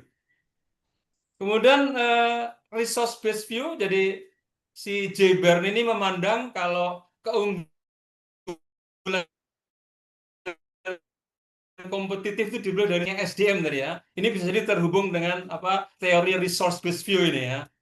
Kalau ada institutional teori ini mengatakan kalau perilaku organisasi itu dibentuk oleh tekanan institusional dari lingkungan eksternal. Jadi apa dipengaruhi oleh dunia luar gitu. Ya. Relevansi dalam rantai pasok digunakan untuk menjelaskan adopsi praktek rantai pasok yang berkelanjutan dan kepatuhan terhadap regulasi. Middle teorinya ada teori of relational exchange. Jadi dalam middle teori ini kita berbicara lebih kepada kolaborasi, kepercayaan, resiko, kinerja ya dengan cakupan yang lebih sempit tetapi masih bisa digeneralisasi ya. Terakhir ada applied teori. Nah, ini tadi sudah disebutkan juga ya, kembali lagi teori lean supply ini cetuskan oleh Shigeo Shingo ya dan Taichi Ohno ini ya, kerjasama teori lean ini. Kemudian ada just in time, ini dicetuskan oleh Taichi Ohno, ini menekankan pengurangan inventaris dan memastikan bahan baku atau produk tiba cepat pada waktunya untuk proses produksi, tidak kurang tidak lebih. Itu just in time. Karena kalau kurang ya kan, datang duluan ya kan, Nah, ternyata ordernya sedikit akan jadi waste misalnya. Jadi yang dibutuhkan berapa dari customer, itulah yang akan diproses. Gitu. Kemudian teori permintaan dan penawaran ini berfokus pada hubungan antara jumlah barang yang tersedia dan jumlah barang yang diinginkan. Ketika permintaan melebihi penawaran, harga cenderung naik dan sebaliknya. Begitu pula ketika pasokan berlebih dibandingkan permintaan, harga akan turun. Itu teori permintaan dan penawaran. Nah, oke, ini studi kasus ya di cafe shop tadi apa namanya kita sebutnya GoFe. GoFe itu go for cafe, Pak. GoFe. Jadi apa namanya itu yang terjadi itu selalu HPP-nya tinggi, Pak. Jadi itu HPP itu adalah harga pokok penjualan, ya kan? Kalau dia HPP-nya tinggi, kita apa keuntungannya akan semakin sedikit gitu, ya kan? Karena akan jadi kalau kita misalnya targetnya di sini, apa namanya omset kita, HPP kita harusnya di sini. Ini kalau HPP-nya tinggi, akan semakin kecil gitu keuntungan kita apa namanya margin yang kita dapat gitu. Nah selama ini kita sudah 1 tahun Pak, HPP kita itu awal-awal sih masih kecil kan, masih tercapai, tapi kemudian udah pernah 45%, padahal target kita 36%, tapi pernah 45%, 55%, 41%, 40%, ya 42%. Ya, jadi selalu tinggi. Jadi keuntungan kita memang belum maksimal. Jadi setelah kita investigasi, itu permasalahannya adalah terletak pada misalnya yang kentara itu miss service. Jadi kalau ada orang pesen dengan apa namanya cup besar, dikirimnya sama barista cup kecil benar. Nah, itu harus dikirim ulang kan gitu. Jadi akhirnya ada waste banyak di situ. Kemudian belanja di luar distributor langganan. Karena salah hitung kan. Jadi kalau belanja di distributor itu kan kita harganya apa murah Pak. Karena kita order banyak dikasih murah. Tapi karena kita harus mendadak, misalnya weekend habis bahannya, kita harus beli di supermarket, itu harganya sudah gila-gilaan. Nah, akhirnya kemudian kita harus beli di supermarket karena tadi salah prediksi gitu, ya, salah hitung. Akhirnya bahan habis ketika weekend. Kemudian insentif barista tinggi, jadi pada waktu itu setiap hari satu barista boleh minum apa namanya ngambil apa produk gitu dari kopi. Itu luar biasa tingginya itu ya kan. Kemudian makanan rusak diganti lagi, itu waste juga. Ya, kemudian terlambat order bahan, itu juga menjadi permasalahan. Nah, sebagai pemecahan itu kita ada penalti untuk kesalahan servis. Jadi eh, kita potong gajinya misalnya gitu kan. Nah, atau kemudian belanja 2 kali dalam 1 minggu, ya kan? 1 kali jatah minuman untuk barista. Jadi barista yang tadinya setiap hari dapat jatah minuman nanti hanya tiap Kamis saja gitu. Nah, terus kemudian peningkatan kehati-hatian dalam proses produksi pesanan. Jadi jangan sampai waste gitu, jangan sampai apa barang cacat gitu, karena akan dibikin ulang dan itu waste gitu.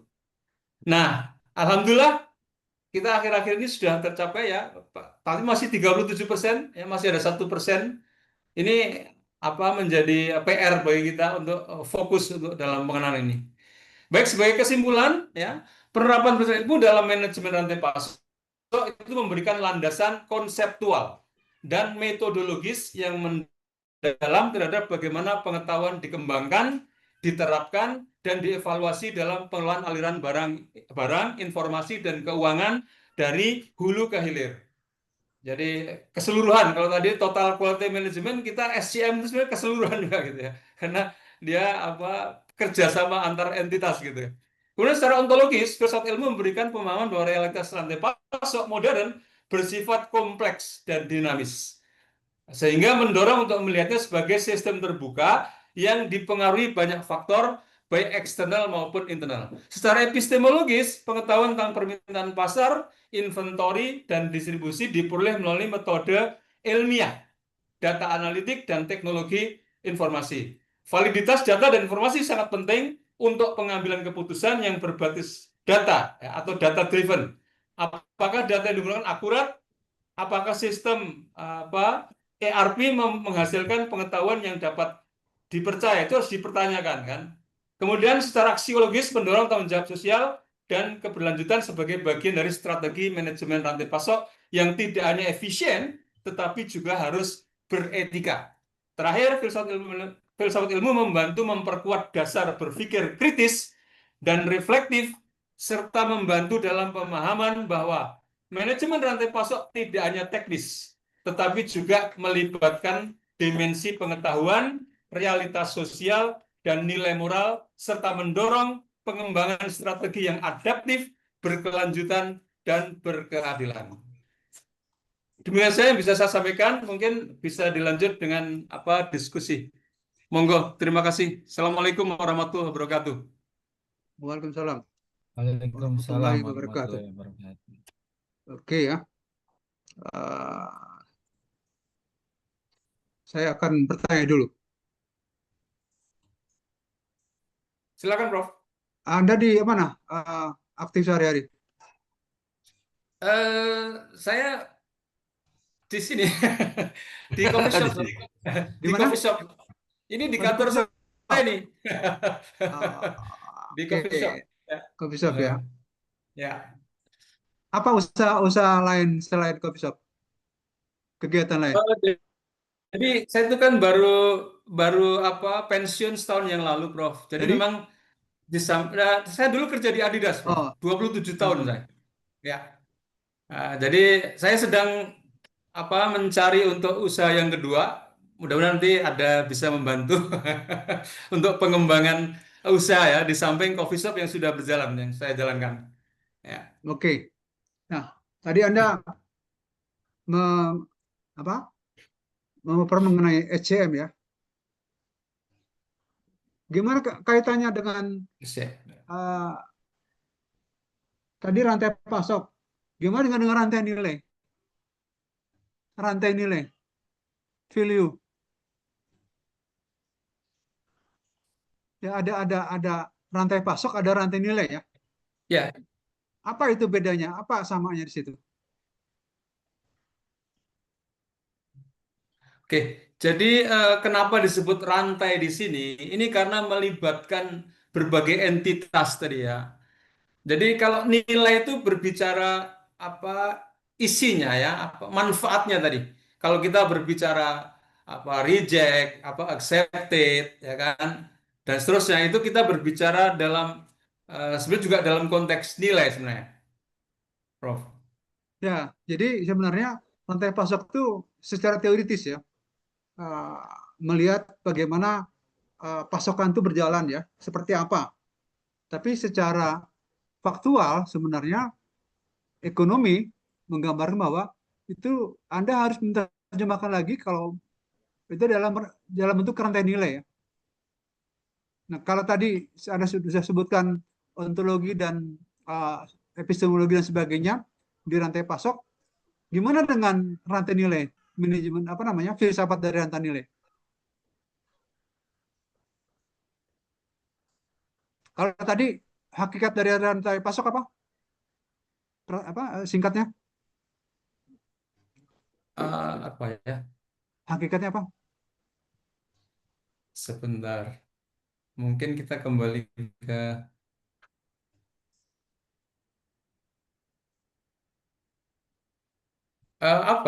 mungkin interaksi secara fisik kali ya, Pak. Coba ayo lihat di gambarnya kelihatan kan? Alur atau aliran flow aliran Hakikatnya informasi apa? tadi. Hakikatnya apa?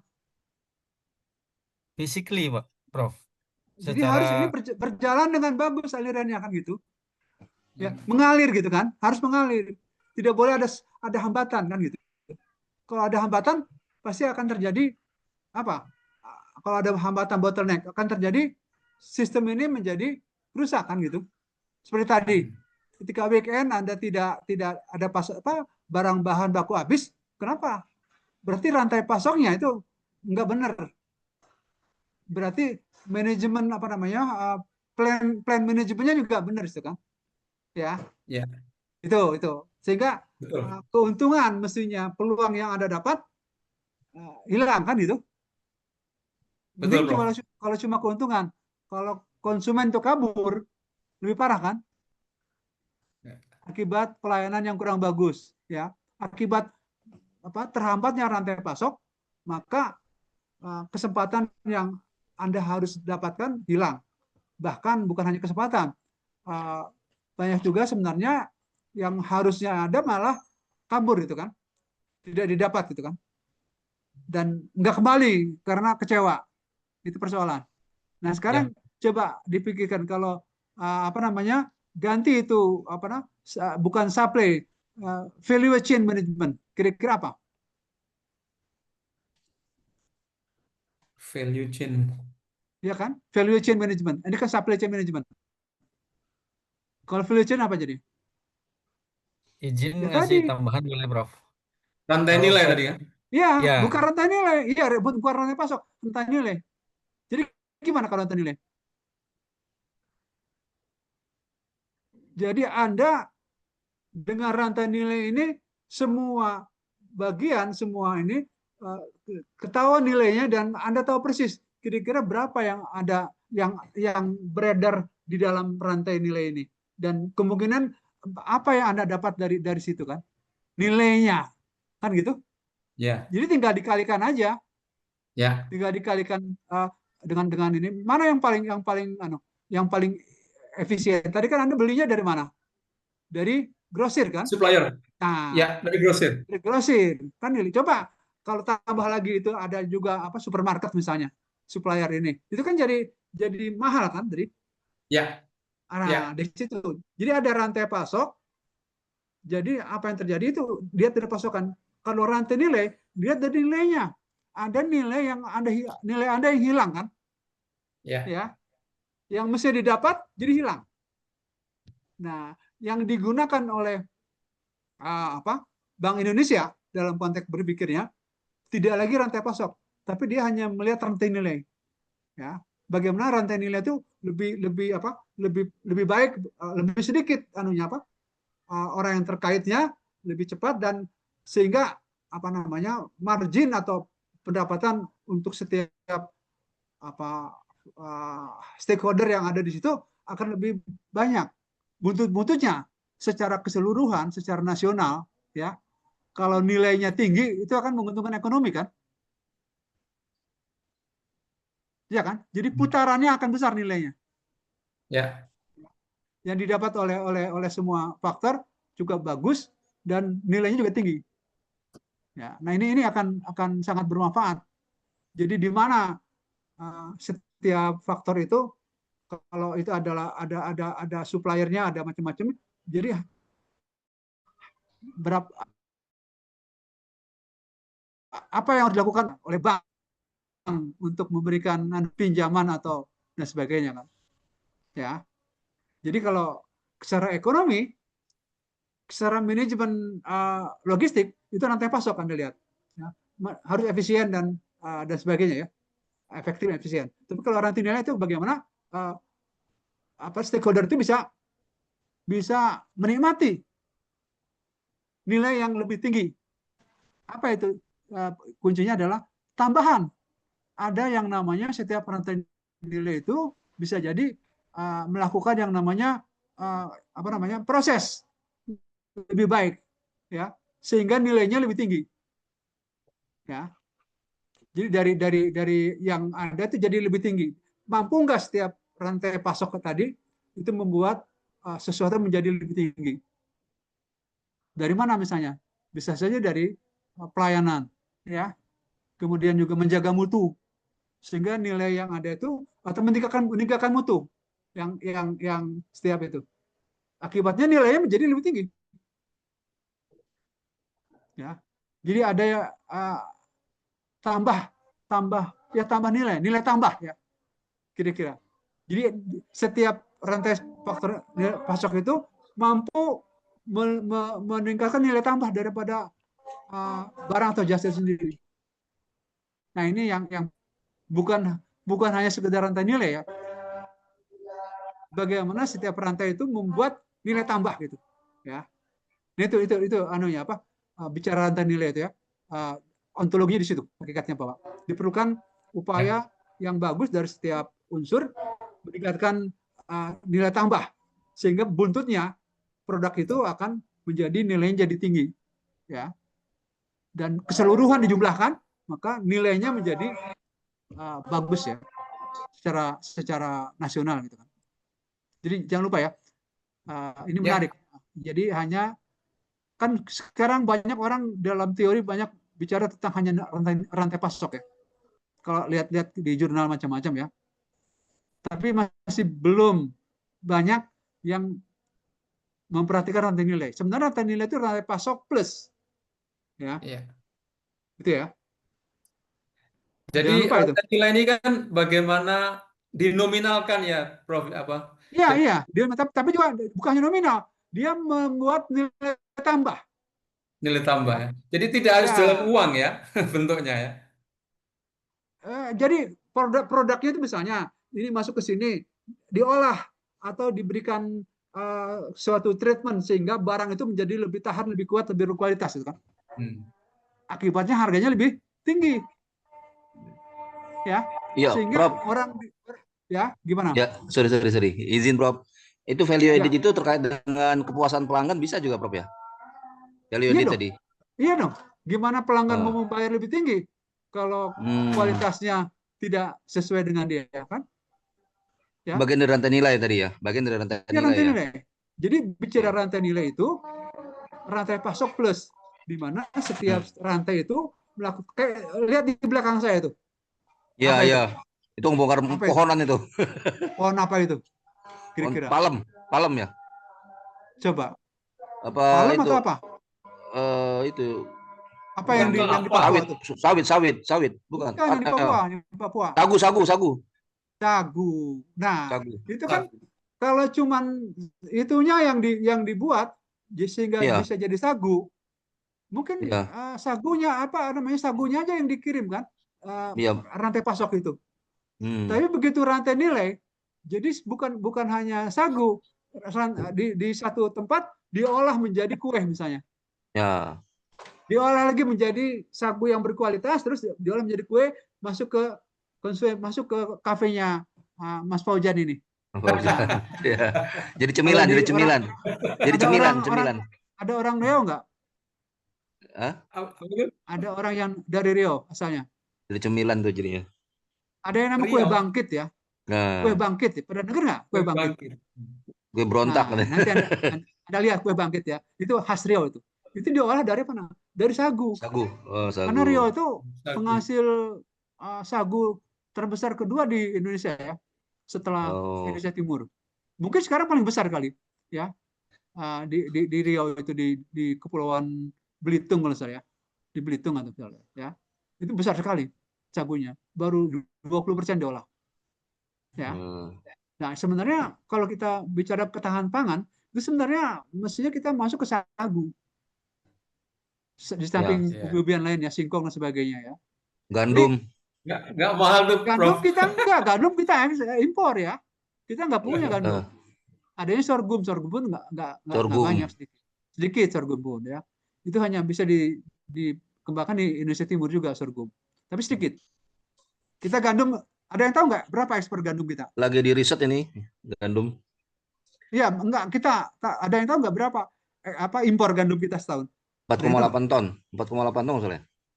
Waduh, di atas belasan juta ton ya. Itu harus TV apa itu? Ya, di atas 10 juta ton per tahun. 10 juta ton sampai 12 juta ton per tahun. Kalikan berapa itu harga gandum. Kita paling besar menghabiskan uang buat gandum itu. Ya.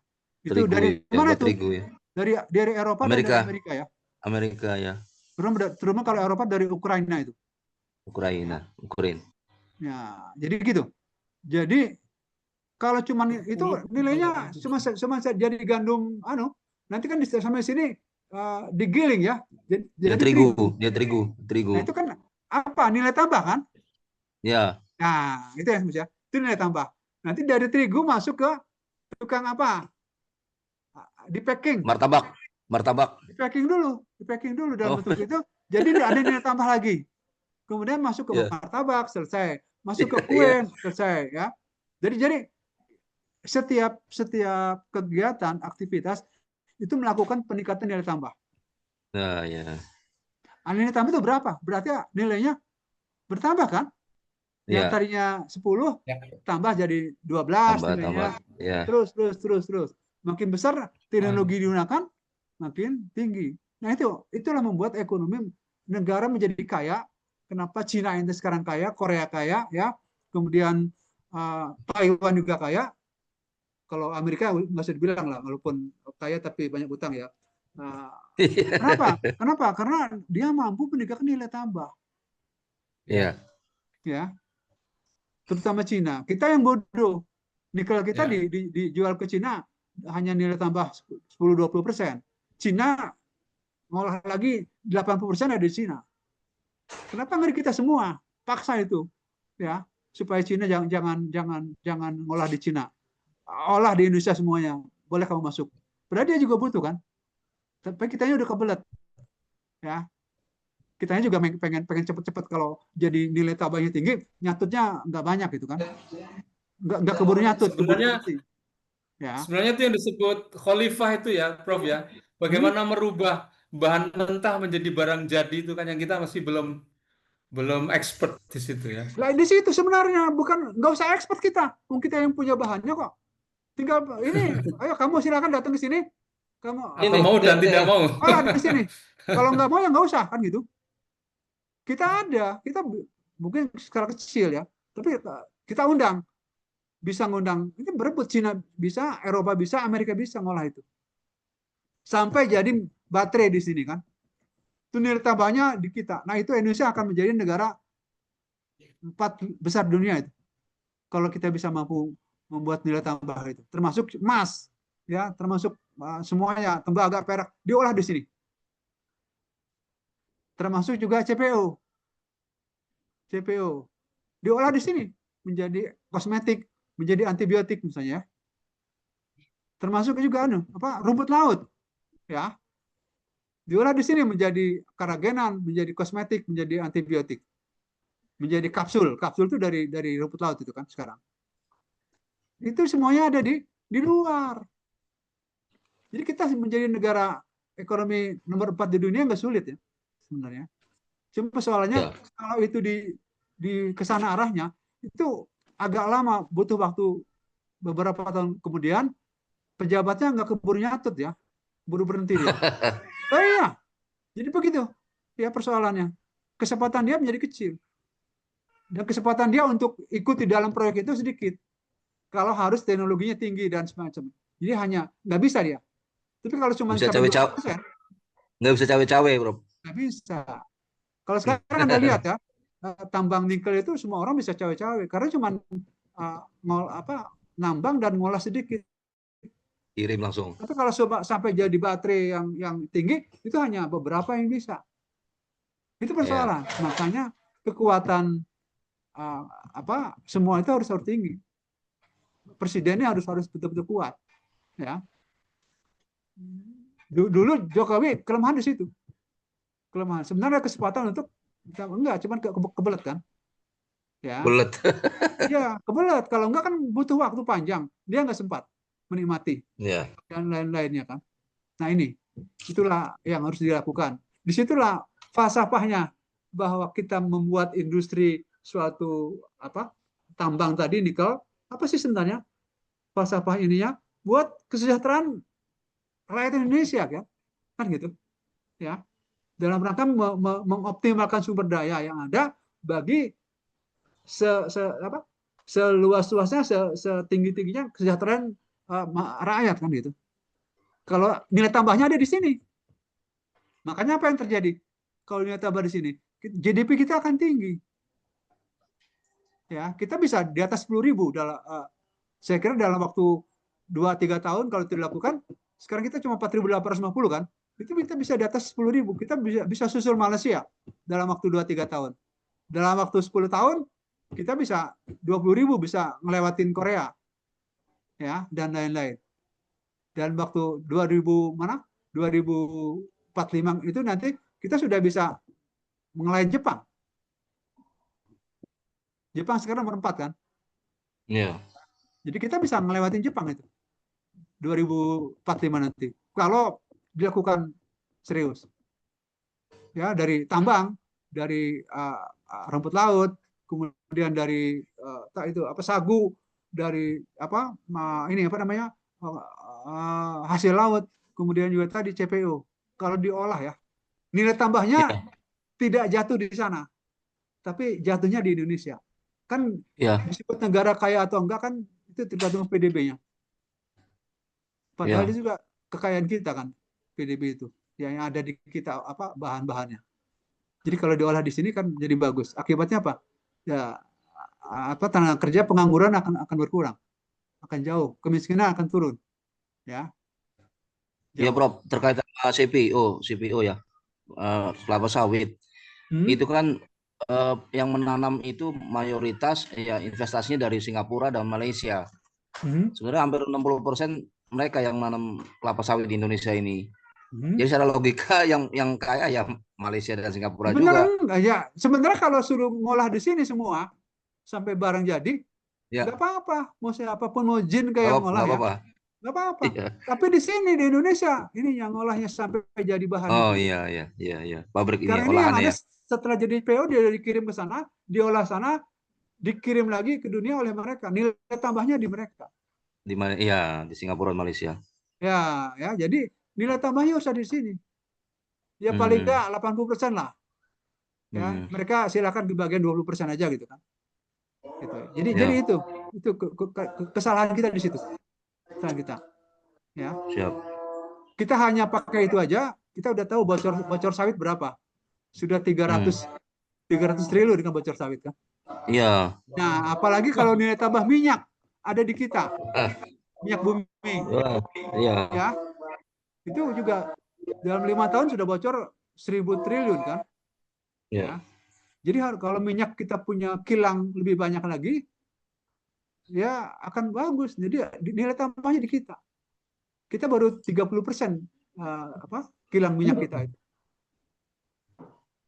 Ya, itu kenapa? Karena banyak pejabat pada jenderal yang punya kapal tanker yang mengangkut minyak bolak-balik Indonesia Singapura kan.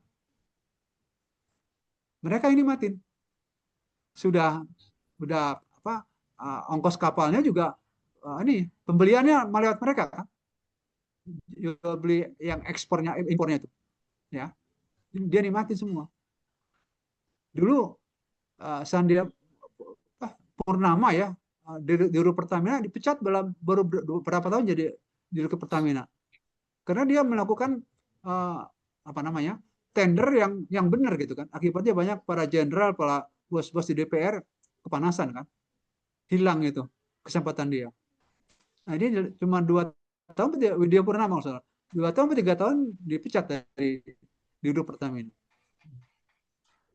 Ya sebenarnya kita banyak sekali, cuma banyak bocornya ya. Nah itu falsafahnya apa sih?